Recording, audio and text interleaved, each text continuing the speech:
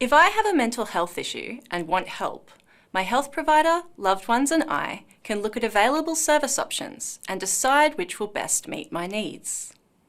For example, I might want support in my workplace, psychological therapy, online information, or medication.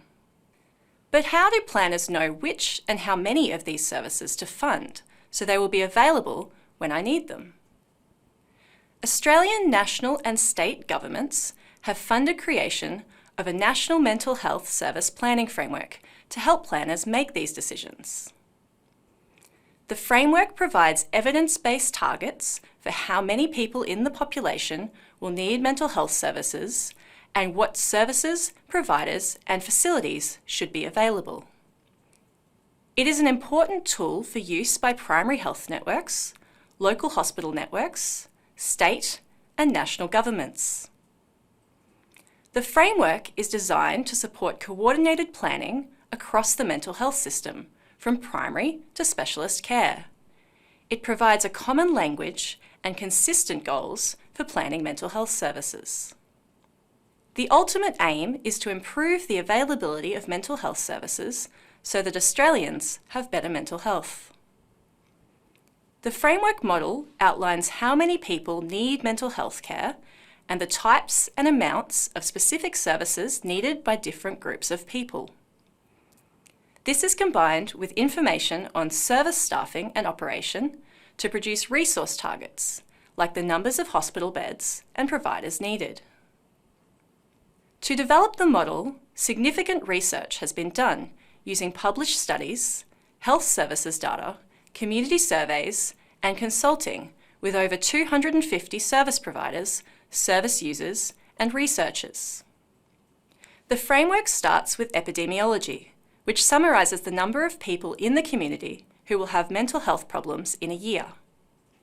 This is broken down by age group, level of severity, and the percentage of each group who will need a health system response.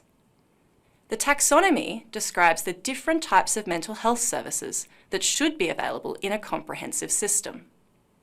There is a care profile for each group of people with a similar level of illness severity and functioning, which describes the range of services and interventions that will be needed on average for that group over a 12-month period.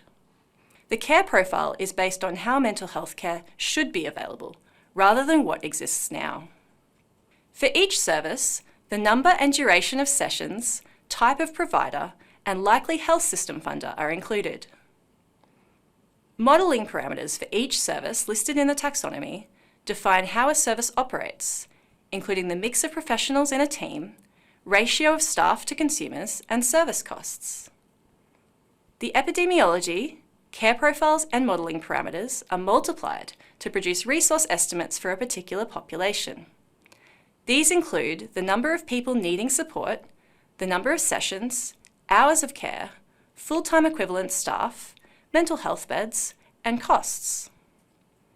Users can generate reports to show these resource targets for different subgroups of the population or service system, such as by age, severity of illness, type of intervention, or provider.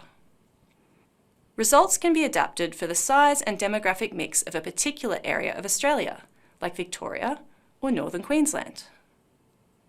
The framework is designed to be updated and improved as new evidence is made available about mental health needs in the population and effective mental health treatments.